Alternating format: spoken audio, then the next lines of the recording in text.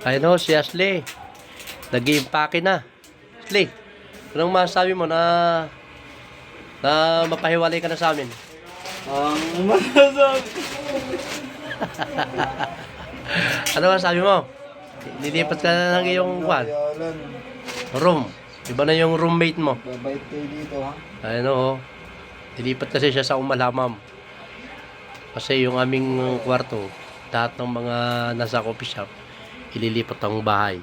Kami lang ang maiwan dito sa factory. Ayan.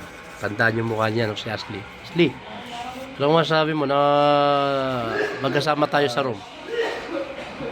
Sa mahabang panahon na pagkakasama natin kay Alan. Oh, Wala. Napakasarap na magluto. Ako Wala. pala no, ako. Ako pa. pero uwi na siya, oh. Lapit mo na ang bakasyon mo, eh. Daming gamit ni Ashley. Sabi, maiwan, doon kami sa taas. Parang basura. Ayan.